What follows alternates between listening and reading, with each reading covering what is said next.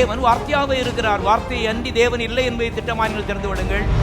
இயேசு கிறிஸ்துவ மதத்தை ஸ்தாபிக்கிறதுக்காக வரல, மனிதர்களுக்கு நன்மையை கொடுப்பதற்காக வந்தார். நம்பிக்கையே இல்லைன்னு சொன்னா நம்பிக்கை இருக்கிறது, அது தேவனுடைய வார்த்தைக்குள்ள இருக்கிறது. அருமையானவர்களே, கர்த்தர் நல்லவர் பார். எந்த தீமைக்கு அவர் காரணர் அல்ல, எந்த பிரச்சனைக்கு அவர் காரணர் அல்ல. நிச்சயமாகவே நமக்கு ஒரு முடிவு இருக்கிறது. என்னன்னு கேட்டா அது வெற்றி தான்.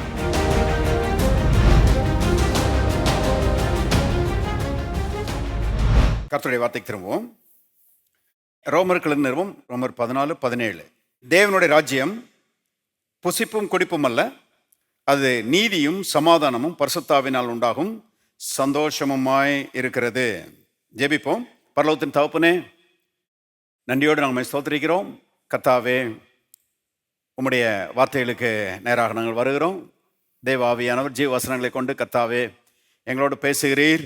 கர்த்தாவே, உம்முடைய வார்த்தைகளை ஆழமாய் அறிந்து கொள்ள கற்றுக்கொள்ள நீர் எங்களுக்கு உதவி செய்கிறீர். தகப்பனே, உமக்கு ஸ்தோத்திரம்.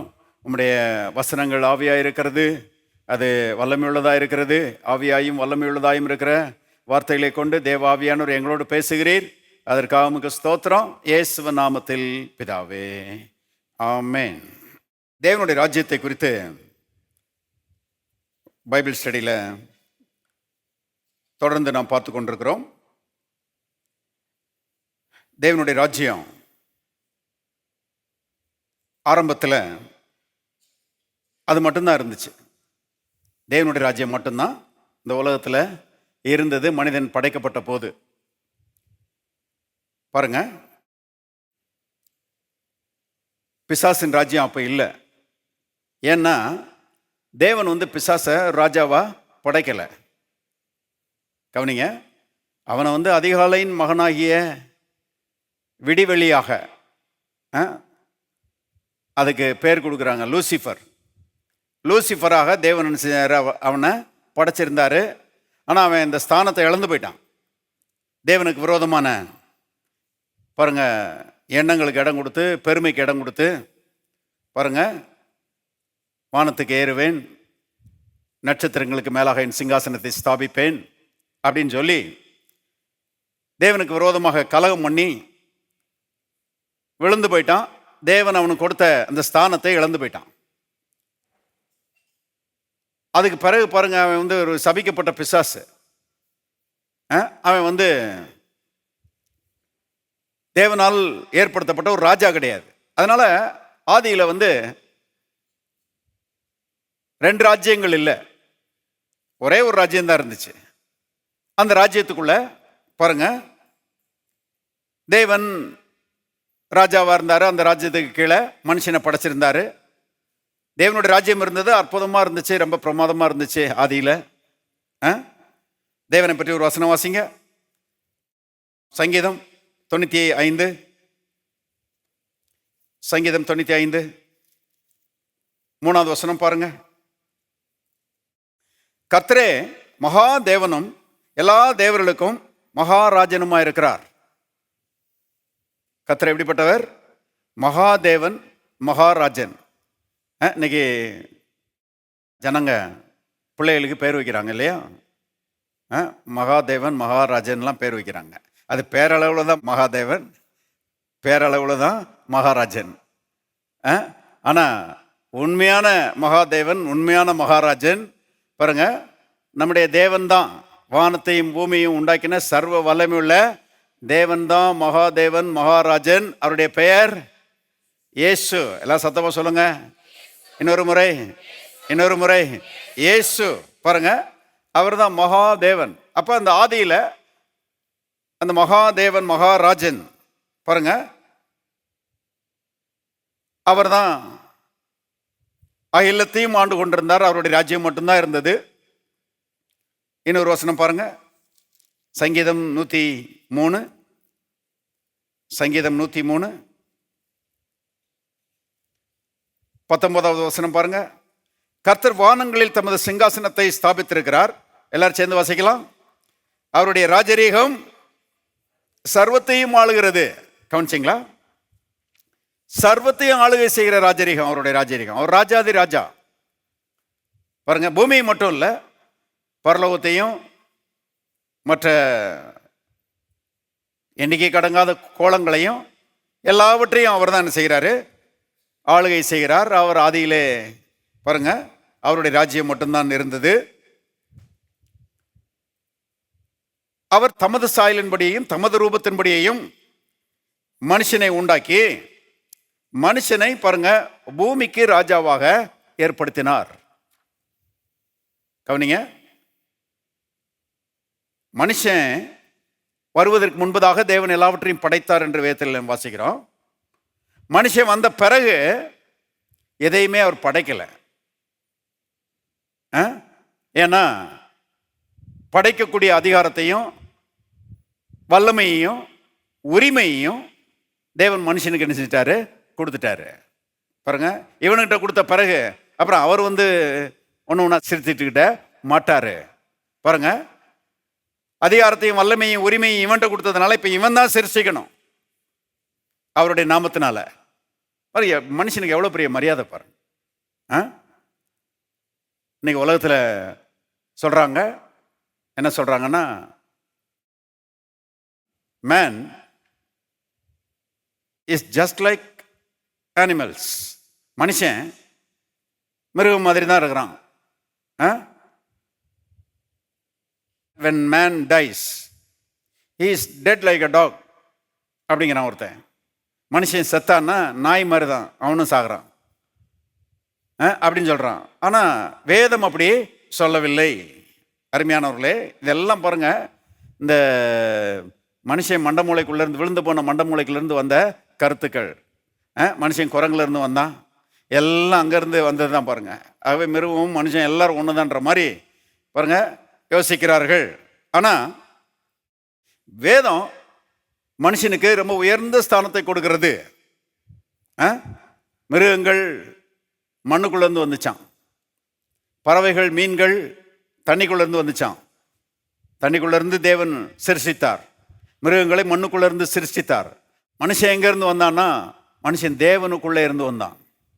ஒரு குழந்தை அப்பாக்குள்ளேருந்து வர்ற மாதிரி பாருங்க, மனுஷன் தேவனுக்குள்ளே இருந்து வந்தான் என்று சத்திய வேதம் சொல்லுகிறது. அதனால தான் தேவன் மனுஷனை உருவாக்குவதற்கு முன்பதாக சொன்னார், நமது சாயலின்படியும் நமது ரூபத்தின்படியையும் மனுஷனை உண்டாக்குவோமாக என்று சொல்லி தான் மனுஷனை பாருங்க தேவன் படைத்தார்.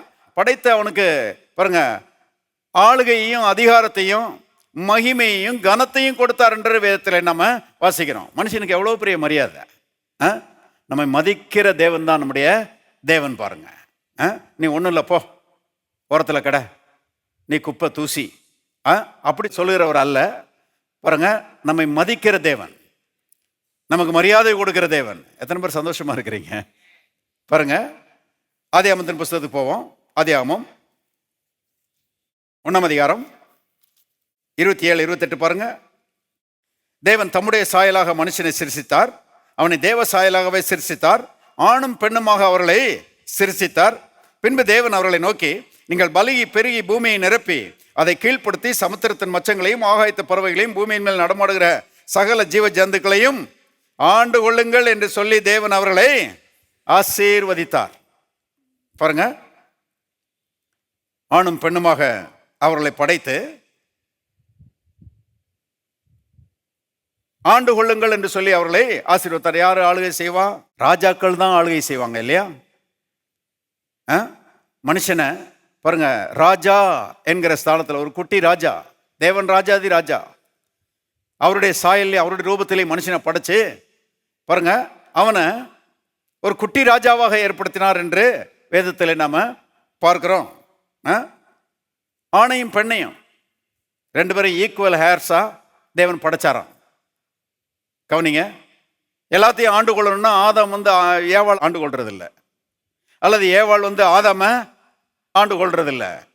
ரெண்டு பேரும் சேர்ந்து உலகத்தை ஆண்டு கொள்வது. அப்படிதான் தேவன் செய்தாரு, படைத்தார். ஏவாள் படைக்கப்பட்ட அந்த விதத்தை கவனிக்கும் போது ஆச்சரியமா இருக்குது. ஆதாம கத்தர் தூங்க போட்டு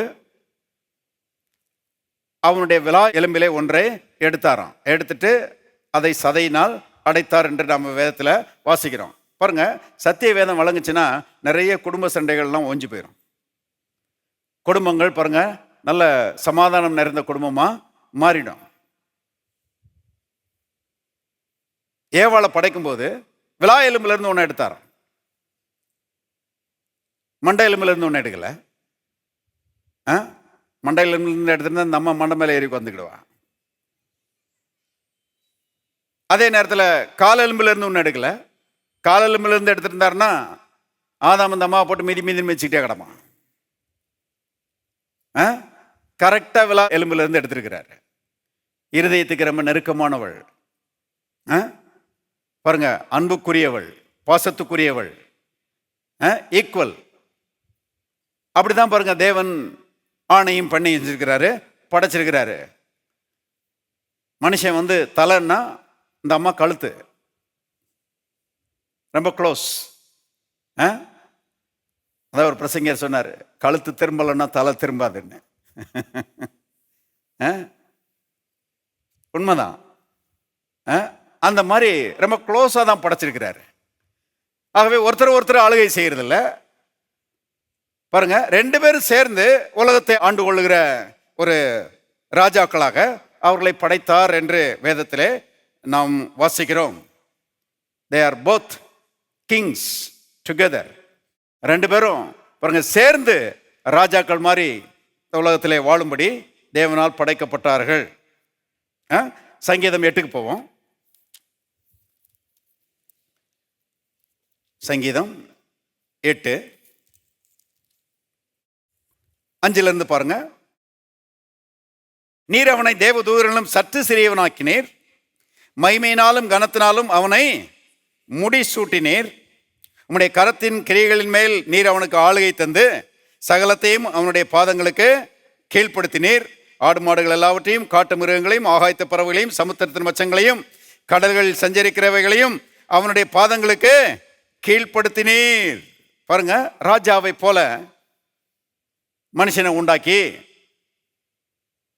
தேவனுடைய ராஜ்யத்தை இந்த உலகத்தில் நினைச்சிருக்கிறாரு, எஸ்டாப்ளிஷ் பண்ணியிருக்கிறாரு. தேவனுடைய ராஜ்யம் மட்டும்தான் இருந்துச்சு. அந்த ராஜ்யத்துக்கு ஆதாம் ரெப்ரசன்டேட்டிவா இருக்கிறான். அந்த ராஜ்யத்தை பாருங்க நடத்தி செல்கிற ஒரு மனிதனாக தேவன் அவனை ஏற்படுத்தி வச்சிருக்கிறாரு. எவ்ரிதிங் வாஸ் ஃபைன், எல்லாமே பிரமாதமாக இருந்துச்சு. ஆரம்பத்தில் தேவன் எப்பவுமே அப்படிதான் பாருங்க, எல்லாத்தையுமே பிரமாதமாக கொண்டு போகிறவர். எத்தனை பேர் ஆமென் சொல்றீங்க? அதெல்லாம் விசுவாசிக்கணும். வாழ்க்கையில் சில குளறுபடிகள் இருந்தால் கூட அதெல்லாம் மாற்றி போட தேவன் வல்லவராய் இருக்கிறார். அதுக்கு தான் கூட இருக்கிறாரு. எதெல்லாம் கொஞ்சம் சரியில்லையோ அதெல்லாம் கர்த்தர் என்ன செய்வார்? சரி பண்ணுவார். எதெல்லாம் குறைவா இருக்குதோ அதெல்லாம் கர்த்தர் சரி பண்ணி நிறைவை கொண்டு வருவார். விசுவாசிக்கிறீங்களா? கர்த்தர் எல்லாத்தையுமே ரொம்ப நல்லா மாற்றுகிறவர். அவர் அதனதின் காலத்திலே சகலத்தையும் எப்படி செய்கிறாரு? நேர்த்தியாய் செய்கிறார். எல்லாரும் சொல்லுவோம், என்னுடைய வாழ்க்கையிலே தேவன் எல்லாவற்றையும் நேர்த்தியாக அழகாக செய்கிறார். இன்னொரு முறை சொல்லுவோம், என்னுடைய வாழ்க்கையிலே தேவன் எல்லாவற்றையும் நேர்த்தியாக அழகாக செய்கிறார். அழகாக செய்கிறவர். பாருங்க, அப்ப ஆதியில எல்லாம் ரொம்ப பிரமாதமா இருந்தது. எது வரைக்கும் எல்லாம் ரொம்ப நல்லா இருந்துச்சு அப்படின்னு கேட்டீங்கன்னா, மனுஷன் பாவம் செய்கிற வரைக்கும், மனுஷன் பிசாசுக்கு செவி கொடுத்து பாவம் செய்கிற வரைக்கும் எல்லாமே நல்லா இருந்துச்சு. மனுஷன் பிசாசுக்கு செவி கொடுத்து தேவனுடைய வார்த்தையை மீறி என்னைக்கு பாவம் செஞ்சானோ அன்னைக்கு எல்லாமே கெட்டுப்போச்சு. பாருங்க, மனுஷனுக்கு தேவன் மகிமையினாலும் கனத்தினாலும் பாருங்க ஒரு கிரீடத்தை கொடுத்திருந்தாராம். இவன் பிசாசுக்கு அடிமையான மாத்திரத்தில் அந்த மகிமையையும் கனத்தையும் அந்த அதிகாரத்தையும் அந்த உரிமையையும் அந்த கிரீடத்தை பிசாசு எடுத்துக்கிட்டான். நாம ஆளுக போயிடுச்சு. பிசாச தேவன் ராஜாவா படைக்கல, ஆனா அந்த ராஜரீகத்தையும் அந்த மகிமையையும் பிசாசுக்கு கொடுத்ததுனால அவன் இவன் இருந்து அபகரிச்சுக்கிட்டு அவன் ராஜாவாயிட்டான்.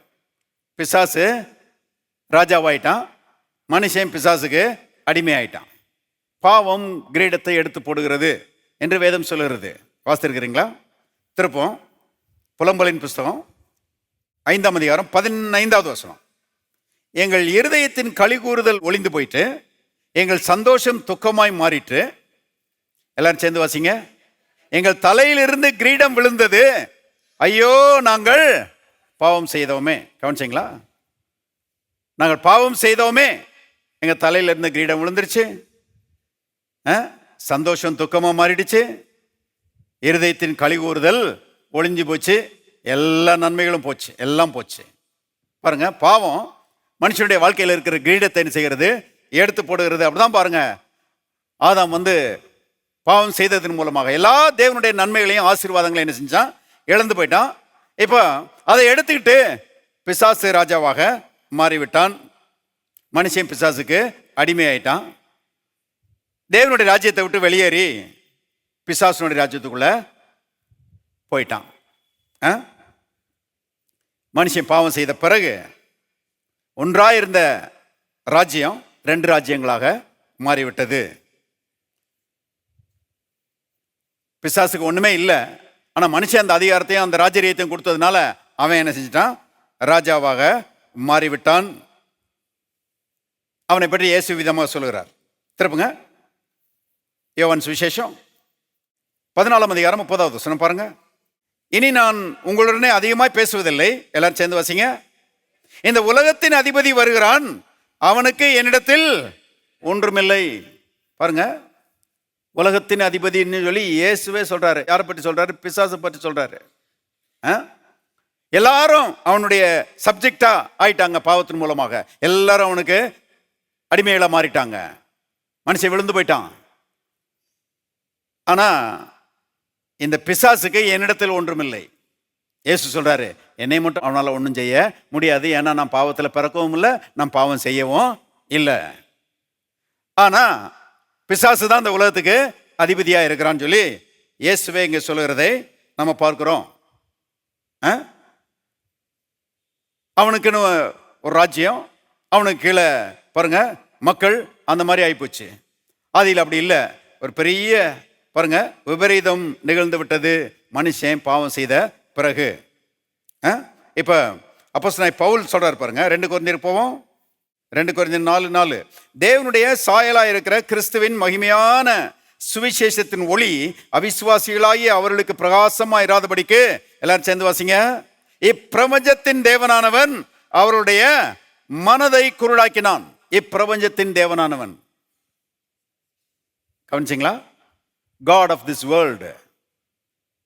அப்ப இயேசுவும் சொல்றாரு, பவுலும் சொல்றாரு, பிசாசு இந்த உலகத்தின் அதிபதியா இருக்கிறான், ராஜாவாக இருக்கிறான். எப்படி ராஜாவானா? கடவுள் அவனை ராஜாவா படைக்கல. மனுஷனுக்கு கொடுத்த அதிகாரத்தை, மனுஷனுக்கு கொடுத்த அந்த மகிமையை, மனுஷனுக்கு கொடுத்த அந்த ராஜரீகத்தை அபகரிச்சுக்கிட்டான். மனுஷனை பாவம் செய்ய வச்சு, மனுஷனை வஞ்சித்து, மனுஷனை ஏமாத்தி, அவனை பாவம் செய்ய வச்சு, அவன்கிட்ட பாருங்க ராஜரீகத்தையும் அதிகாரத்தையும் வல்லமையும் பிசாசு என்ன செஞ்சான்? அபகரிச்சுக்கிட்டு அவன் ராஜாவாயிட்டான். பாருங்க, இப்போ அவங்கிட்ட இருந்து பிசாசினிடத்திலிருந்து இந்த அதிகாரத்தையும் வல்லமையும் ராஜரீகத்தையும் பறிச்சு அவனை ஒன்றும் இல்லாத ஒரு நபராக மாற்றி அவன் தலையை நசுக்கி மனுஷனுக்கு அவன் இழந்து போன அந்த ராஜரீகத்தையும் மகிமையும் திரும்ப கொடுக்கும்படி ராஜாதி ராஜா இயேசுங்கிற பேர்ல இந்த உலகத்துல வந்தார். ஆண்டவருக்கு அல்லேலூயா சொல்லுவோம்.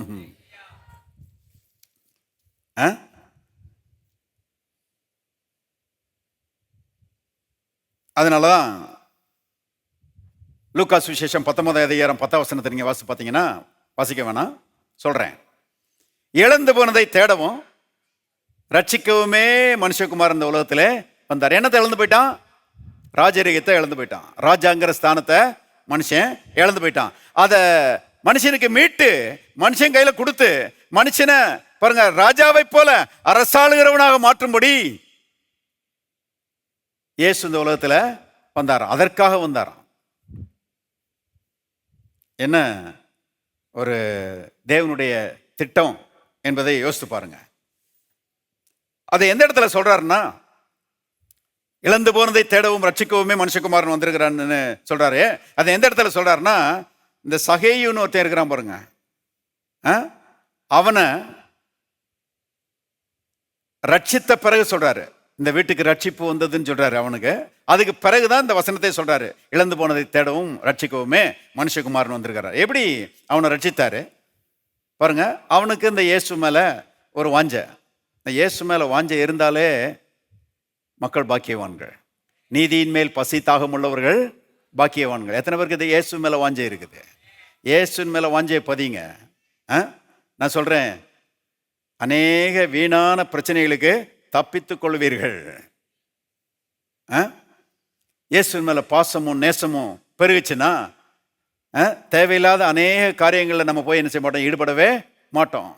அவரை நேசிக்கிறதுலையே பாருங்க, அவரோடு உறவாடுவதிலேயே, அவரோடு ஐக்கியம் கொள்ளுகிறதுலையே, அவருக்கு சாட்சியாய் வாழுகிறதுலையே, அவரை மகிமைப்படுத்துகிறதுலே நீங்க நேரத்தை செலவிட ஆரம்பிச்சிருவீங்க. வீணான காரியங்கள் உங்களை விட்டு என்ன செஞ்சிடும், விலகி போய்விடும். பாருங்க, இந்த சகையோ இருக்கிறானே, அவன் ஒரு டாக்ஸ் கலெக்டர், அதாவது வரி வசூலிக்கிறவன். அந்த நாட்களில் வரி வசூலிக்கிறவங்க எல்லாருமே ஒரு விதத்தில் மோசமானவங்க தான் சொல்றாங்க. சரித்திர ஆசிரியர்கள் எல்லாரும் அப்படிதான் எழுதுறாங்க. இந்த வரி வசூலிக்கிறவங்கள போல ரொம்ப கடூரமான ஆட்கள், மற்றவங்களை தண்டுகிற ஆட்களை நீங்க பார்க்க முடியாதுன்றாங்க. அப்படி வாழ்ந்தவன், அப்படி வாழ்ந்து பாருங்க, மற்றவர்களிடத்திலிருந்து நிறைய பறிச்சு இவன் பெரிய ஐஸ்வர்யவனாக இருக்கிறான், மாறி இருக்கிறான். ஆனா இவனுக்குள்ள இயேசுவை பார்க்கணும்னு ஒரு ஆசை. அவங்க ஊருக்கு வர்றாரு, எரியோ ஊருக்கு இயேசு வர்றாரு. ஆள் ரொம்ப குள்ளமான ஆளு. குதிச்சு குதிச்சு பார்த்தாலும் இயேசுவை பார்க்க முடியாது. ஆனா இயேசுவை பார்க்கணும்னு ஆசை. இயேசு சுற்றிலும் திரள் கூட்டம். இயேசுவை நெருக்கிட்டே போற ஆட்கள் நிறைய பேர் இருந்தாங்க. 12 சீஷர்கள் அவரை சுத்தி இருந்தாங்க. நம்ம ஆள் குள்ளமா இருக்கிறோம், அவரை சுத்தி பயங்கர கூட்டமா இருக்குது. அவரை நம்மளால பார்க்க முடியல. சரி போவோம், நம்ம வீட்டுக்கு போவோம், நம்ம வேலையை பார்ப்போம் அப்படின்னு சொல்லி அவன் யோசிக்கல. பார்க்காம விடக்கூடாது, இயேசுவை பார்க்காம விடக்கூடாது. பாருங்க, அப்படி ஒரு தாகம் பெருகணும், ஒரு வைராக்கியம் பெருகணும். இயேசுவை அறிந்து கொள்ளுகிறதுல பாருங்க ரொம்ப முனைப்பா இருந்தீங்கன்னா, சத்தியத்தை அறிவீர்கள், சத்தியம் உங்களை விடுதலையாக்கும். வாழ்க்கை விடுதலை நிறைந்த வாழ்க்கையாக, வெற்றிகள் நிறைந்த வாழ்க்கையாக, பாருங்க மகிமை நிறைந்த வாழ்க்கையாக, ஆசீர்வாதங்கள் நிறைந்த வாழ்க்கையாக மாறிடும் பாருங்க. ஆகவே என்ன பண்றான், அவர் வருகிற வழியில முன்னால ஓடுறான். முன்னால ஓடி ஒரு காட்டத்தி மரத்து மேல ஏறி உட்காந்துக்கிறான். அந்த வழியா தான் வர்றாரு, நல்லா பார்த்துடலாம். ஏரியல் வியூ, மேல இருந்து கிளீனா செஞ்சிடலாம், ஆளை பார்த்துடலான்னு சொல்லி மரத்து மேல உட்காந்துக்கிட்டு ரெடியா இருக்கிறான். பாருங்க, இப்படி ஒரு ஆளு வாஞ்சையா இருக்கிறான் அப்படின்றத தேவன் அறிந்து கொண்டார்.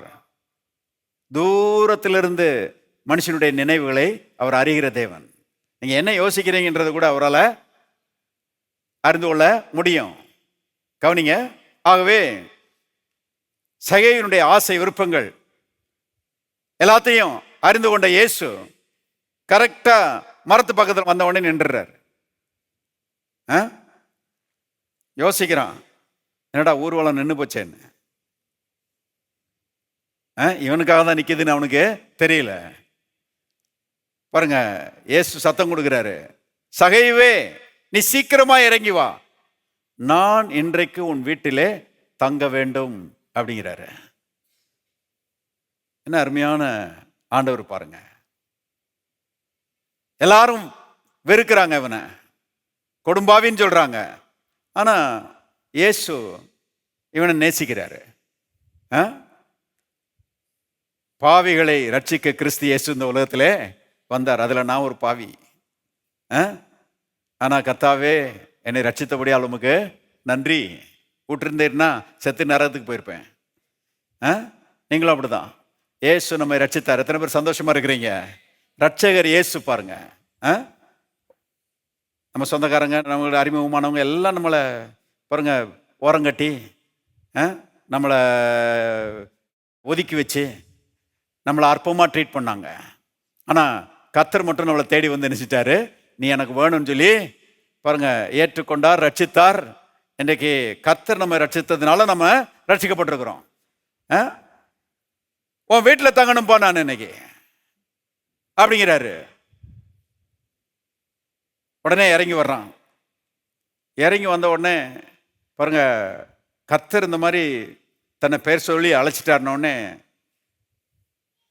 கர்த்தர்ட்ட வந்து அறிக்கையிடுறான். நான் எதையாவது அநியாயமாக வாங்கியிருந்தா நாளத்தனையாக திரும்ப கொடுக்குறேன். என் ஆஸ்தியை அதில் பாதியை ஏழைகளுக்கு கொடுக்குறேன்னு சொல்லி பாருங்க, அவனா கர்த்தர்ட்ட சொல்லுகிறான். அவரை அழைச்சிட்டு சந்தோஷமா போறான். இயேசு சொல்றாரு, இன்னைக்கு இந்த வீட்டுக்கு ரட்சிப்பு வந்து. ஆள் ரொம்ப மாறிட்டான். ஒரு ராடிக்கல் சேஞ்ச், ஒரு ஒரு ஒட்டுமொத்தமான ஒரு மாற்றம் அவனுக்குள்ள வந்து விட்டது. பாருங்க, கிழக்க நோக்கி போயிட்டு இருந்தவன் அப்படியே அபவுட் டர்ன், டோட்டலா திரும்பி மேற்கு நோக்கி போயிட்டு இருக்கிறான். ஆள் மாறிட்டான். இப்படிப்பட்ட மாற்றத்தை பற்றி சொல்லும் போது தான் அந்த இடத்துல இயேசு சொல்லுகிறாரு, இழந்து போனதை தேடவும் ரட்சிக்கவுமே மனுஷகுமாரன் வந்திருக்கிறார். வாழ்வ மனுஷன் இழந்து போய் அவன் நரகத்தை நோக்கி போயிட்டு இருக்கிறான். நான் அவனை சந்திச்சு அவனை திருப்பி பரலோகத்துக்கு நேரம் நான் செய்கிறேன், கொண்டு போகிறேன். இதுதான் ரட்சிப்பு. பாருங்க, இப்படிப்பட்ட ஒரு மாற்றத்தை மனுஷனுக்கு கொடுத்து மனுஷனை வாழ வைப்பதற்காக தான் இயேசு இந்த உலகத்திலே வந்தார். உயர்ந்த லட்சியத்தோடு அந்த உலகத்தில் வந்த ஒரே நபர் ஆண்டவராய் இயேசு கிறிஸ்து. நம்மலாம் மனுஷர்களாக பிறந்த பிறகு அப்புறம் ரட்சிக்கப்பட்டு கர்த்தர் நம்மை குறித்து என்ன சித்தம் வைத்திருக்கிறாரோ அதை கண்டுபிடிக்கிறதுக்காக ஜெபம் பண்ணி பாருங்க, அப்படி தெரிஞ்சுக்கிட்டு நாம் தேவன் நம்மை குறித்து வைத்திருக்கிற லட்சியங்களை நிறைவேற்றும்படி வாழுகிறோம். ஆனால் இயேசு அப்படி இல்லை. பிறக்கிறதுக்கு முன்னாலேயே ஒரு பெரிய லட்சியத்தோட இருந்தார். அந்த லட்சியத்தோடு தான் அந்த உலகத்தில் என்ன செய்தார்? பிறந்தார். பிசாசை அழிக்கணும், மனுஷனை வாழ வைக்கணும் என்பதுதான் அவருடைய உன்னதமான நோக்கமாய் இருந்தது. 1 யோவானுக்கு போங்க. 1 யோவான் 3:8. பாவம் செய்கிறவன் பிசாசினால் உண்டாயிருக்கிறான், ஏனெனில் பிசாசானவன் ஆதி முதல் பாவம் செய்கிறான். பிசாசினுடைய கிரியைகளை அழிக்கும்படிக்கே தேவனுடைய குமாரன் வெளிப்பட்டார். ஏன் இயேசு இந்த உலகத்தில் வந்தாராம்? பிசாசினுடைய கிரியைகளை அழிப்பதற்காக. அவன் மனுஷனை ஏமாத்தி மனுஷன்ட்டு அதிகாரத்தையும் வல்லமையும் ராஜரீகத்தையும் அபகரிச்சுக்கிட்டு இப்போ நீங்கள் அவன் ராஜாவா இருக்கிறான். அவனை அழிச்சு அவனுடைய அதிகாரத்தை வல்லமையெல்லாம் உறிஞ்சு கொண்டு மனுஷனை வாழ வைப்பதற்காக, மனுஷனை மறுபடியும் ராஜாங்கிற ஸ்தானத்துக்கு கொண்டு வருவதற்காக இயேசு இந்த உலகத்தில் வந்தாராம். பாருங்க, மனுஷனை அழிக்கிறதுக்கு பிசாசு தீவிரமா இருக்கிறான். ஆனா இயேசு பிசாசை அழிச்சு மனுஷனை வாழ வைக்கிறதுல தீவிரமா இருக்கிறார். ஆண்டவருக்கு அல்லேலூயா சொல்லுவோம். பிசாசுக்கு லேசா தெரியுது, ஏதோ ஒரு திட்டத்தோடு தான் அவர் வந்திருக்கிறாரு அப்படிங்கிறத அவன் கண்டுபிடிச்சிக்கிட்டான். ஏன்னா அவன் ஆதாமை ஏமாத்தினவன் இல்லையா? ஆதாம தேவன் எப்படி படைச்சாரு, அவன் எப்படி வாழ்ந்திருந்தான் என்பதெல்லாம் பிசாசுக்கு தெரியும். அவனை எப்படி வீழ்த்தினான் என்பதெல்லாம் பிசாசுக்கு நல்லா தெரியும்.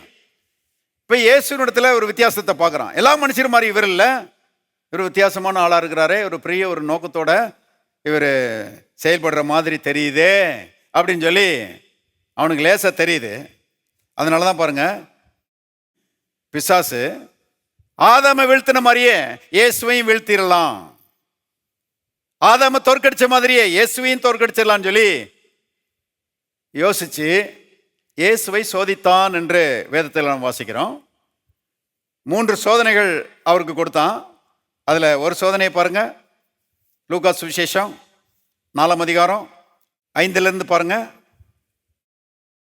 பின்பு பிசாசு அவரை உயர்ந்த மலையின் மேல் கொண்டு போய் உலகத்தின் சகல ராஜ்யங்களையும் ஒரு நிமிஷத்திலே அவருக்கு காண்பித்து. என்ன ஆச்சரியமா இருக்குது பாருங்க. இன்னைக்கு ஒரு படம் வருதுன்னா அதுக்கு டீசர்னு ஒன்று போடுறான். அந்த படத்தில் இருக்கிற ஆரம்பத்திலிருந்து நடுவில் எண்டில் எல்லாத்துலேயும் இருக்கிறது எல்லாத்தையும் ஒரு டக்கு டக்கு டக்கு டக்குன்னு ஸ்னாப்ஸாக எடுத்து இந்த ஆட்களை கவர்ச்சி பண்ணுறதுக்காக அதை ஒரு 10 செகண்டில் போட்டுடுறான். 3 மணி நேரம் படத்தை டீசர்ன்னு சொல்லி 10 செகண்டில் போட்டுடுறான். இங்கே பார்க்குறவங்களாம் பார்க்கணும், அப்பா பயங்கரமாக இருக்குது, இந்த படத்தை பார்த்தே ஆகணும் அப்படின்னு நினச்சிக்கிறான். யோசிக்கிறான். ஒரு சோதனை பாருங்க. இவன் பிசாசு, இது எங்கேருந்து இந்த டெக்னிக் எங்கேருந்து வந்துருச்சுன்னா பிசாசு இருந்தால் வந்திருக்குதுன்னு நினைக்கிறேன் நான்.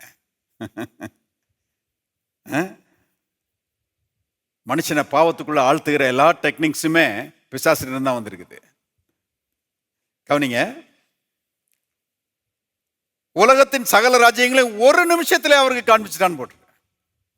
எவ்வளவு ராஜ்யங்கள் இருக்குது உலகத்துல, ஒரு நிமிஷத்துல நினைச்சிட்டான், காமிச்சிட்டான். அப்புறம் பாருங்க, இவைகள் எல்லாவற்றிலும் 6வது வசனம், இவைகள் எல்லாவற்றிலும் மேலுள்ள அதிகாரத்தையும், கவனிச்சிங்களா, அதிகாரத்தையும் இவைகளின் மகிமையையும் உமக்கு தருவேன். கர்த்தர் இவனுக்கு அதிகாரம் கொடுத்திருந்தாரா, இவனுக்கு மகிமையை கொடுத்திருந்தாரா? இல்ல இல்ல, மனுஷனுக்கு தான் அதிகாரத்தை கொடுத்திருந்தாரு, மனுஷனுக்கு தான் மகிமையை கொடுத்திருந்தாரு இல்லையா? ஆனா இவன் சொல்றான் பாருங்க, இந்த சகல ராஜ்யங்களின் மேல் உள்ள அதிகாரத்தையும், தேவன் சொன்னார் இல்லையா, பூமியில் உள்ள எல்லாவற்றையும் ஆண்டு கொள்ளுங்கன்னு சொன்னார் இல்லையா, அந்த அதிகாரத்தையும் மகிமையும் உமக்கு தருவேன் அப்படிங்கிறான். இப்ப சொல்றான் பாருங்க, இவைகள் எனக்கு ஒப்பு கொடுக்கப்பட்டிருக்கிறது. ஒப்பு கொடுத்தது யாருங்க? தார வார்த்தது யாருங்க? ஆதாம் தான். தேவன் கொடுத்ததை அவன் நினைச்சிட்டான், கொடுத்துட்டான். இவைகள் எனக்கு ஒப்பு கொடுக்கப்பட்டிருக்கிறது, எனக்கு இஷ்டமானவனுக்கு இவைகளை கொடுக்கிறேன். நல்லா கவனிங்க, இயேசு எதுக்கு வந்தாரு? இந்த அதிகாரத்தையும் இந்த ராஜரீகத்தையும் அவன்கிட்ட புடுங்கி அவரை விசுவாசிக்கிறவர்களுக்கு கொடுப்பதற்காக வந்தாரு. ஆனா பிசாசு சொல்றான், அந்த அதிகாரத்தை உமக்கு தந்துடுறேன்றான்.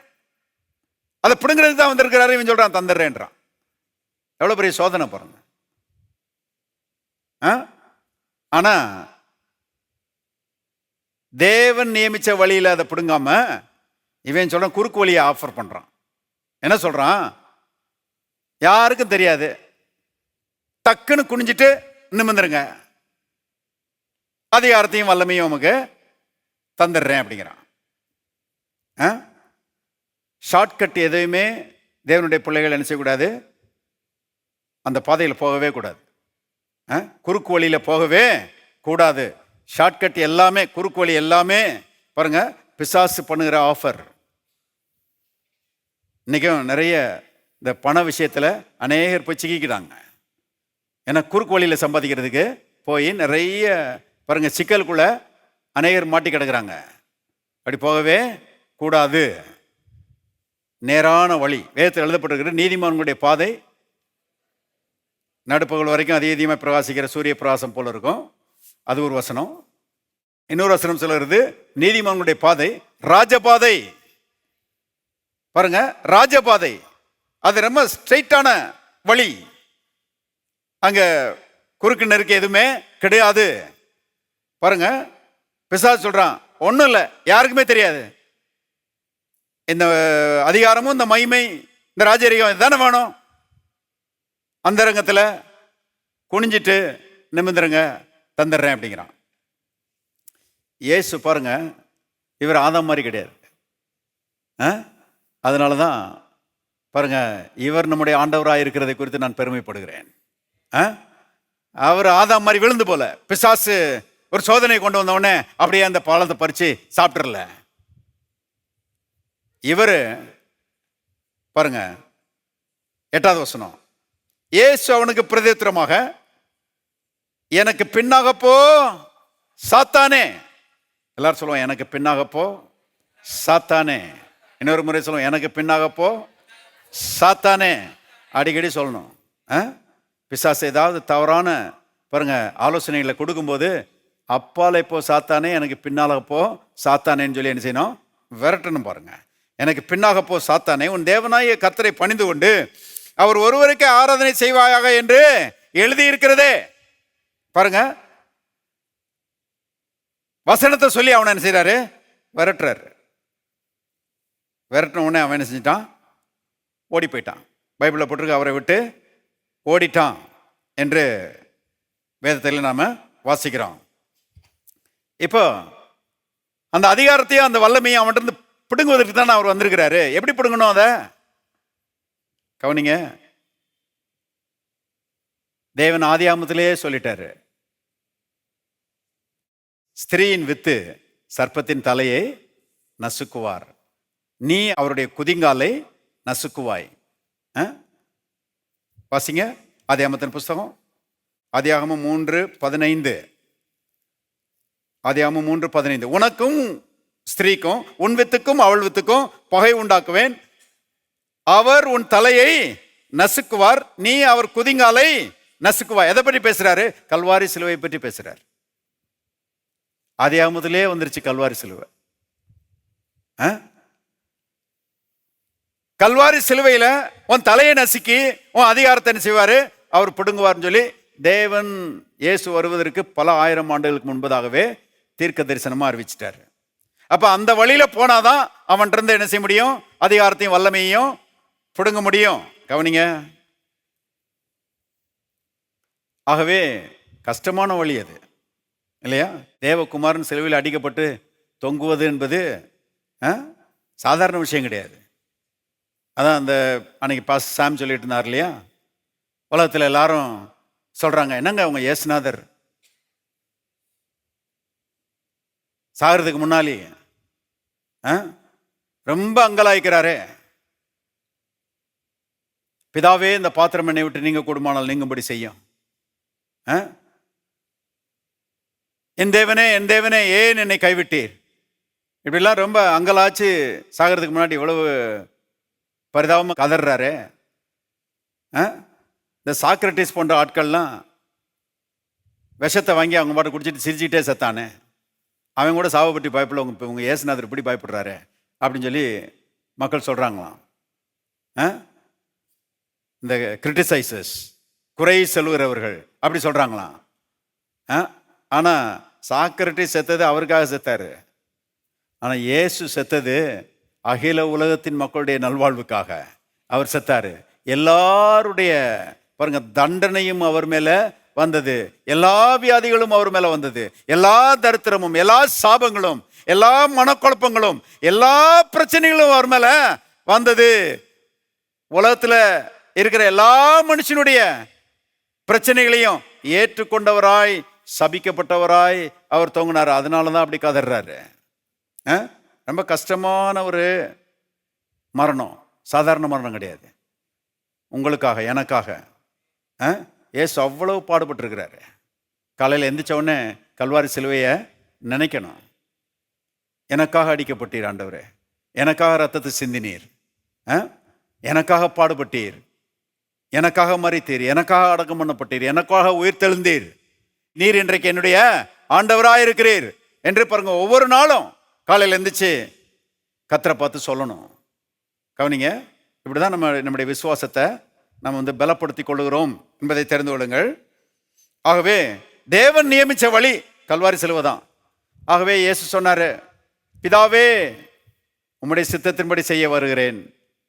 புஸ்தக சுருளில் என்னை குறித்து எழுதியிருக்கிறது. எங்க எழுதியிருக்கிறது? ஆதியாகமம் 3:15 எழுதியிருக்குது. ஆகவே உம்முடைய சித்தத்தின்படி செய்ய வருகிறேன்னு சொல்லி அருமையானவர்களை இயேசு வந்தாரு. பாருங்க, சிலுவையில் அடிக்கப்பட்டாரு, மரித்தாரு. பாருங்க, மரித்தது மட்டும் இல்லை, அவருடைய சரீரத்தை கொண்டு போய் யோசேப்பின் கல்லறையில் வச்சாங்க. ஆனால் அவர் ஆவியிலே பாதாளத்துக்குள்ளே இறங்கினார் என்று வேதம் சொல்கிறது. இயேசுவே அதை சொன்னார். என்ன சொன்னார்னா, யோனா தீர்க்கதரிசி இரவும் பகலும் ஒரு மீனின் வயிற்றில் 3 நாட்கள் இருந்தது போல மனுஷகுமாரனும் பூமியின் வயிற்றில் இருப்பார் அப்படின்னாரு. அது அந்த பாதாள பிரவேசத்தை பற்றி தான் அவர் சொல்றாரு. எபேசியர் 4:9 பாருங்க. எபேசியர் 4:9 பாருங்க. ஏறினார் என்பதனாலே அவர் அதற்கு முன்னே பூமியின் தாழ்விடங்களில் இறங்கினார் என்று விளங்குகிறது அல்லவா. பூமியின் வயிற்றிலே இருப்பார் அப்படின்னு இயேசு சொன்னார் இல்லையா, அது இதுதான் பாருங்க. அதாவது உயிர்த்தெழுதற்கு முன்பதாக இயேசு என்ன பண்ணாராம்? அருமையானவர்களே, பாதாளத்துக்குள்ள போனாராம். அவருடைய சரீரத்தை கொண்டு யோசேப்பின் கல்லறையில் வச்சாங்க. நான் அவர் ஆவியிலே பாருங்க பாதாளத்துக்குள்ள இறங்கினாராம். நல்லா கவனிங்க, இயேசுனுடைய பாடுகள் எவ்வளோ அற்புதமானவைகள். ஆழமா அறிந்து கொள்ள விடுதலையும் ஆசீர்வாதமும் பாருங்க வாழ்க்கையில் புரண்டு ஓட ஆரம்பிக்கும். இன்னைக்கு கிறிஸ்தவ சமுதாயம் பாருங்க, இந்த சிலுவையில் அடிக்கப்பட்ட இயேசுவை மட்டும் என்ன செய்கிறாங்க, தியானிக்காமல் விட்டுறாங்க. ஆனால் சிலுவையில் அடிக்கப்பட்ட இயேசு தான் பாருங்க கிறிஸ்தவ வாழ்க்கையினுடைய மையப்புள்ளி. அவர் தான் ஆக்சில், அதுதான் அச்சாணி. அதை சுற்றி தான் கிறிஸ்தவ ஜீவியமே சுழல்கிறது. இந்த இயேசுவின் சிலுவை இல்லைன்னா பாருங்க கிறிஸ்தவ வாழ்க்கை வெற்றிகரமாக இருக்கவே முடியாது. இயேசுனுடைய சிலுவை எவ்வளோ அற்புதமானது பாருங்க. நம்ம மனதில் நல்ல இளைப்பாறுதல் உள்ளவர்களாக இருக்கும்படி, மன அழுத்தங்கள் இல்லாமல், மன சோர்வுகள் இல்லாமல், மன சஞ்சலங்கள் இல்லாமல், மன வியாகுலங்கள் இல்லாமல், ஃப்ரீயா விடுதலையோடு இளைப்பாறுதலோடு மனமகிழ்ச்சியோடு வாழும்படி இயேசு நம்முடைய மனதுக்கு அடுத்த பிரச்சனைகளை எல்லாம் கெத்செமனேஸில் சுமந்து தீர்த்தாராம். பைபிளில் போட்டிருக்குது, அவர் வியாகுலப்படவும் திகிலடையவும் தொடங்கினார். எங்க? கெத்செமனே தோட்டத்தில். நமக்காக எல்லா வியாகுலங்களையும், மன வியாகுலங்கள், இன்னைக்கு டிப்ரெஷன் பெரிய பிரச்சனையா இருக்குது. வேலை பார்க்குறவர்கள் மத்தியில் டிப்ரெஷன், அவருக்கு ரொம்ப டிப்ரெஷன் ஆயிடுச்சுன்னு. ஆனால் இயேசுவின் கெத்செமனே தோட்டத்தில் என்ன நடந்தது என்பதை புரிஞ்சுக்கிட்டீங்கன்னா, விசுவாசிங்கன்னா டிப்ரெஷனே இருக்காது, மன மகிழ்ச்சி தான் இருக்கும். ஆமென். பாருங்க, இயேசு நம்முடைய மனவியாகுலங்கள் எல்லாம் அந்த கெத்செமனே தோட்டத்தில் ஏற்றுக்கொண்டபடினால் பைபிளில் போட்டிருக்குது, ஓவர் ப்ரெஷர் அவருக்கு. ஓவர் ப்ரெஷரை அவர் அனுபவிச்சதுனால வேதம் சொல்லுகிறது, அவருடைய வியர்வை இரத்தத்தின் பெருந்துளிகளாய் தரையில் விழுந்தது. வேர்வை நாளங்கள் வெடிச்சு வேர்வை தண்ணி வர்றதுக்கு பதிலாக ரத்தம் வந்துச்சான். அவ்வளவு ப்ரெஷர் அவருக்கு. சர்வலோகத்தின் எல்லாருடைய ப்ரெஷரையும் அவர் ஏற்றுக்கொண்டிருக்கார். இப்போ நீங்கள் விசுவாசிக்கிற நீங்களும் நானும் என்ன சொல்லணும்? நான் மன அழுத்தத்தில் கஷ்டப்படவே மாட்டேன், நான் மன சோர்வில், என் மன வியாகுலத்தில் நான் கஷ்டப்படவே மாட்டேன். என் மன வியாகுலங்கள், என் மன சோர்வுகள், என்னுடைய மன சஞ்சலங்கள் எல்லாவற்றையும் இயேசு சிலுவையில் சுமந்து தீர்த்திருக்கிறாரு. ஆகவே நான் இளைப்பாறுதலோடு இருக்க போறேன். என்னுடைய பங்கு என்னன்னா மன மகிழ்ச்சி, சந்தோஷமா வாழக்கூடிய ஒரு மனதை நான் எடுத்துக்கொள்கிறேன், நான் விசுவாசிக்கிறேன். பாருங்க, மனதளவில் அவர் பாடுபட்டிருக்கிறாரு, சரீரத்தில் சிலுவையில் பாடுபட்டிருக்கிறார் இல்லையா? சிலுவையில் அடித்தாங்க, முதுகெல்லாம் வார் நல்லா பிச்சுட்டாங்க, உச்சந்தலேருந்து உள்ளங்கால் வரைக்கும் ரத்தமே தோய்ந்தவராய், காயம் இல்லாத இடமே கிடையாது, அந்த மாதிரி காயப்பட்டவராய் பாருங்க இயேசு சிலுவையில் தொங்கினார். அது என்னன்னா நம்முடைய சரீர பலவீனங்களுக்கு முற்றுப்புள்ளி வைக்கும்படியாக, நம்முடைய வியாதிகளை மாற்றும்படியாக, நம்முடைய பலவீனங்களை மாற்றும்படியாக இயேசு கல்வாரி சிலுவையில் நமக்காக சரீரத்தில் வேதனைப்பட்டார், சரீரத்தில் வலியை ஏற்றுக்கொண்டார். அதனால தான் வேதம் சொல்கிறது, அவருடைய தழும்புகளால் குணமானீர்கள். எல்லாரும் சொல்லுவோம், இயேசுவின் தழும்புகளால் நான் சுகமானேன். இன்னொரு முறை சொல்லுவோம், இயேசுவின் தழும்புகளால் நான் சுகமானேன். இன்னொரு முறை சொல்லுவோம், இயேசுவின் தழும்புகளால் நான் சுகமானேன். அடிக்கடி சொல்லணும், இயேசுவின் தழும்புகளால் நான் சுகமானேன். ஏன்னா உங்கள் வியாதி, உங்கள் பலவீனம், உங்கள் வலி, வேதனை எல்லாத்தையும் சிலுவையில் அவர் சுமந்து தேய்த்திருக்கிறாரு. அவருடைய சுகத்தை உங்களுக்கு தந்திருக்கிறாரு. அதை எடுத்துக்கொள்கிறதுக்கு தான் விசுவாச அறிக்கை. மூணாவது என்னன்னா, ஆவியில் அவர் பாதாளத்துக்கு போனார். ஏன்னா மனுஷன் பாவத்து நிமித்தமாக கொடுக்க வேண்டிய எல்லா கரையத்தையும் கொடுத்தாதான் மனுஷனை என்ன செய்ய முடியும்? விடுதலையாக்க முடியும், பிசாசினுடைய கரத்திலிருந்து விடுதலையாக்க முடியும். ஆகவே இயேசு பாருங்க, ஆவியில பாதாளத்துக்குள்ள இறங்கினாராம். ஏறினார் என்கிறதுனாலே அதற்கு முன்பதாக இறங்கினார் என்று விளங்குகிறது அல்லவா? இறங்கினாரு பாருங்க, பாதாளத்துக்குள்ள இறங்கினாரு. ரொம்ப ஆச்சரியம் பாருங்க. ஒருத்தர் கேட்டாரு, இந்த பக்கத்தில் இருக்கிற கள்ளனை பார்த்து இயேசு சொன்னாரு, இன்றைக்கு நீ என்னோடு கூட பரதீசில் இருப்பாய் அப்படின்னு சொன்னாரு. அன்னைக்கு அவனை பரலோகத்துக்கு கொண்டு போகிறதா இருந்தா அவர் எப்படி பாதாளத்துக்கு போயிருப்பாரு அப்படின்னு சொல்லி கேட்குறாங்க. நல்லா கவனிங்க. இன்றைக்கு நீ என்னோடு கூட பரலோகத்தில் இருப்பாயின்னு சொல்லலை, இன்றைக்கு நீ என்னோடு கூட பரதீசியில் இருப்பாய். பரதீசு பாதாளத்தில் உள்ள இன்னொரு கம்பார்ட்மெண்ட்டு. அதுக்கு ஆபிரகாமின் மடின்னு ஒரு பேர். ரெண்டுக்கு நடுவில் ஒரு பெரிய பிளப்பு. இங்கே இருக்கிறவங்க அங்கே போக முடியாது, அங்கே இருக்கிறவங்க இங்கே போக முடியாது. ஆனால் கர்த்தர் மேலே நம்பிக்கை வைக்கிறவங்க அந்த பரதீஸுக்கு போவாங்க.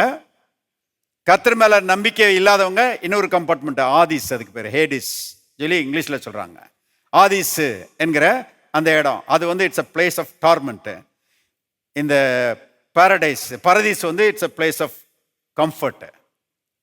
இங்கே ஒரு தேற்றுகிற இடம். ஆபிரகாமின் மடி இது வேதனை நிறைந்த இடம். ஒரு ஐஸ்வர்யவான் சொல்கிறான் இல்லையா, அந்த அக்கினி ஜுவாலையில் வேதனைப்படுகிறேனே அப்படிங்கிறான். இயேசு அவரை விசுவாசிச்ச அந்த கள்ளனை பார்த்து சொல்றாரு, நீ இன்றைக்கு என்னோடு கூட பரதீசில் இருப்பாய். பரதீசில் இருப்பார்னா இவர் பாதாளத்துக்கு போறாரு, ஹைடிஸ்க்கு போறாரு. ஏன்னா அங்கே போய் வேதனைப்பட்டா தானே மனுஷனை விடுதலை ஆக்க முடியும். ஆனால் இயேசு கடவுளாக இருக்கிறதுனால அவருடைய பிரசன்னம் எல்லா இடத்துலையும் இருக்குது இல்லையா.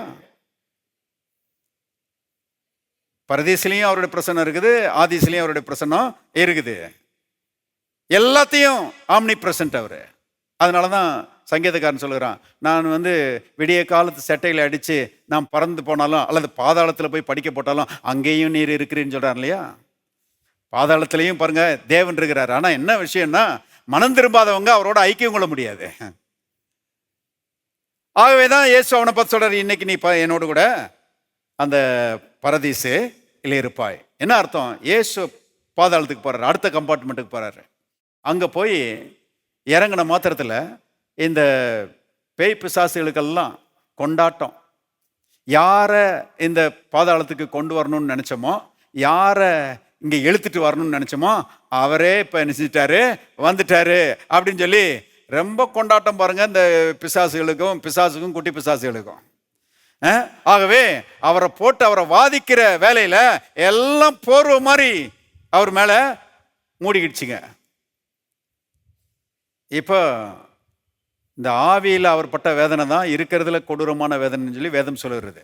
வாசிக்கிறதுக்கு நேரம் இல்லை. 88ஆம் சங்கீதத்தை வீட்டில் போய் வாசித்து பாருங்க. பாதாளத்தில் அவர் பட்ட வேதனை ரொம்ப ஓவர். அவருடைய மனவியாகுலத்தை பார்க்கலாம், அவர் சரீரத்தில் அடைந்த வேதனைகளை பார்க்கலாம், ஆவியில் அவர் பட்ட வேதனை சொல்லி முடியாதது. வேணா வாசித்துருவோம். சங்கீதம் 88 பாருங்க, 6ஆம் வசனம் பாருங்க. என்னை பாதாள குழியிலும், கவனிச்சிங்களா, பாதாள குழியிலும் இருளிலும் ஆழங்களிலும் வைத்தீர். உம்முடைய கோபம் என்னை இருத்துகிறது, உம்முடைய அலைகள் எல்லாவற்றினாலும் என்னை வருத்தப்படுத்துகிறீர். பாருங்க, பாவத்து நிமித்தமாக மனுஷன் தண்டிக்கப்பட வேண்டிய இடத்துல இயேசு தேவ கோபத்தை ஏற்றுக்கொண்டு நரகத்தில் வேதனைப்படுகிறாரு. கவனிங்க, 3 நாட்கள் இரவும் பகலும் இயேசு வாதிக்கப்பட்டாரு பிசாசு ஆவிகளால. 3 நாட்கள் முடிஞ்ச உடனே பரலோக நீதிமன்றம் ஒரு அறிவிப்பு கொடுத்தது. என்ன அறிவிப்பு? மனுஷனுடைய பாவத்திற்காக இயேசு கொடுக்க வேண்டிய கரையை முழுவதும் கொடுத்து தீர்ந்தாயிற்று. மனுஷனுடைய பாவக்கடன் தீர்ந்தது.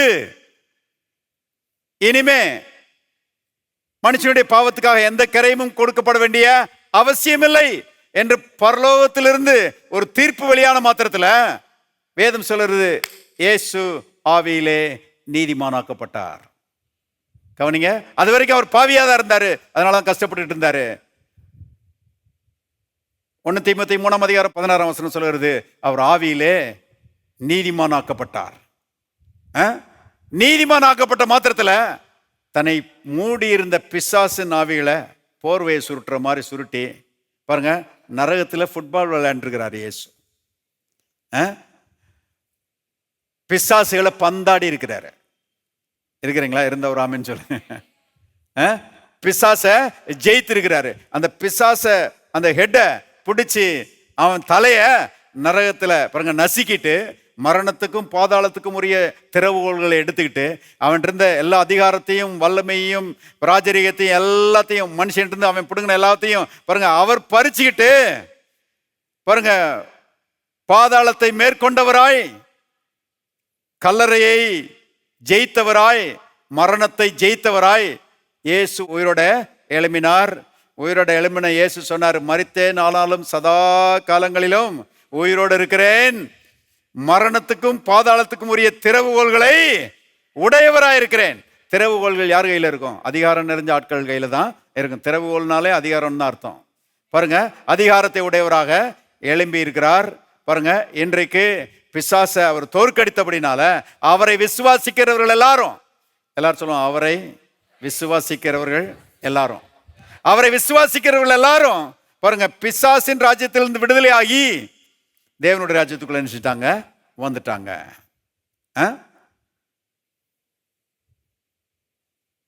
எபிரேயர் புத்தகம் 2ஆம் அதிகாரத்தில் இயேசு மகிமையினாலும் கனத்தினாலும் முடிசூட்டப்பட்டார்னு எழுதப்பட்டிருக்கிறது. அது யாருக்காகன்னா அவருக்காக அல்ல, அவரை விசுவாசிக்கிற ஒவ்வொருவருக்காகவும். அவருடைய மரணம் நம்முடைய மரணம், அவருடைய அடக்கம் நம்முடைய அடக்கம், அவருடைய உயிர்த்தெழுதல் நம்முடைய உயிர்த்தெழுதல், அவருடைய பாருங்க மகிமையினாலும் கனத்தினாலும் முடிசூட்டப்படுதல் நம்முடைய மகிமையினாலும் கனத்தினாலும் முடிசூட்டப்படுதல் என்பதை தெரிந்து கொள்ளுங்கள். அவர் நமக்காக பாருங்க மகிமையினாலும் கனத்தினாலும் முடிசூட்டப்பட்டார். இன்றைக்கு நாம தேவனுடைய ராஜ்யத்தில் குட்டி ராஜாக்களாக இருக்கிறீங்களா? இல்லை, எத்தனை பேர் சந்தோஷமா இருக்கிறீங்க? இன்னைக்கு நாம பாருங்க பிசாசுக்கு அடிமைகள் கிடையாது. அவனுடைய ராஜ்யத்திலிருந்து கர்த்தர் நம்மளை விடுதலையாக்கி இருக்கிறார். என்னைக்கு இயேசு விசுவாசமோ அன்னைக்கே பிசாசுடைய ராஜ்யத்திலிருந்து வெளியே வந்துட்டோம். இன்னைக்கும் பாருங்க பிசாசுக்கு எந்த வல்லமையும் கிடையாது. ஆனா மக்கள் அவனுடைய ஆளுகைக்கு கீழே இருக்கிறாங்க. ஏன்னா அறியாமை மனக்கண்களை கூடாக்கி வச்சிருக்கிறான். இந்த சத்தியம் தெரிஞ்சிருச்சுன்னா ஐயோ இனி ஒரு நிமிஷம் நான் பிசாசுடைய அரசாட்சி கீழே இருக்க மாட்டேன், இனி பாவத்துக்கு அடிமையா இருக்க மாட்டேன், வியாதிக்கு அடிமையா இருக்க மாட்டேன், தரித்திரத்துக்கு அடிமையா இருக்க மாட்டேன், சாபத்துக்கு அடிமையா இருக்க மாட்டேன், இயேசு என்னை விடுதலை ஆக்கி இருக்கிறான்னு சொல்லி விசுவாசா உடனே மனுஷன் என்ன செஞ்சிடறான்? இந்த ராஜ்யத்துக்குள்ள வந்துடுறான், ரட்சிக்கப்பட்டுடுறான். எவ்வளோ அற்புதமான மாற்றம் பாருங்க. எத்தனை பேர் ரட்சிக்கப்பட்டிருக்கிறீங்க? நான் சொல்கிறேன், நீங்க யாருமே பிசாசுடைய அரசாட்சிக்கு கீழே இல்லை, அவனுடைய ஆளுகைக்கு கீழே. அவன் வெளியே இருந்து தொந்தரவு கொடுக்கறதுக்கு ட்ரை பண்றான். இப்ப நீங்க கர்த்தர் மேல உள்ள விசுவாசத்துல பிசாசுக்கு ஏத்து நின்று அவர் பிசாசை விரட்டி அடித்த மாதிரி நீங்களும் வசனத்தை சொல்லி அவனை என்ன செய்யணும்? விரட்டி அடிக்கணும். நீங்களும் வெற்றி நிறைந்தவர்களாக ஆளுகை செய்கிறவர்களாக இருக்கும்போது கர்த்தருடைய நாமம் என்ன செய்கிறது? மகிமைப்படுகிறது. எல்லாரும் தயவு செய்து நிற்போம். Thank you Lord. பரலோகத்தின் தகப்பனே, நன்றியோடு நம்மை துதிக்கிறோம். கர்த்தாவே, நீர் எங்களுக்காகப்பட்ட பாடுகளை நினைக்கிறோம். கர்த்தாவே, நீர் சிலுவையில் பாடுபட்டு மரித்து கர்த்தாவே உயிர்த்தெழுந்து ஆண்டவரே எங்களை பிசாசுடைய ராஜ்யத்திலிருந்து விடுதலையாக்கி இன்னைக்கு தேவனுடைய ராஜ்யத்துக்குள்ளே கொண்டு வந்திருக்கிறீர். அதிகாரத்தையும் வல்லமையும் எங்களுக்கு தந்திருக்கிறீர். மகிமையினாலும் கனத்தினாலும் எங்களை முடிசூட்டி இருக்கிறீர். கர்த்தாவே, ராஜாக்களாக எங்களை மாற்றி இருக்கிறீர். அதற்காக உமக்கு நன்றி தகப்பனே. உமக்கு ஸ்தோத்திரம். பிசாசை கீழ்ப்படுத்த, பிசாசுக்கு எதிர்த்து நிற்க, பிசாசுடைய தீமைகளை மடங்கடிக்க, வெற்றி சிறக்க எல்லாருக்கும் கிருபை செய்வீராக. ஆண்டவரே, உம்முடைய ஜெயத்தை பெற்றுக்கொள்ள, உம்முடைய ஜெயத்தை அனுபவிக்க ஆண்டவரே ஒவ்வொருவருக்கும் கிருபை செய்கிறீர், ஆசீர்வதிக்கிறீர். அதற்காக உமக்கு நன்றி. இயேசுவின் நாமத்தில் பிதாவே, ஆமென்.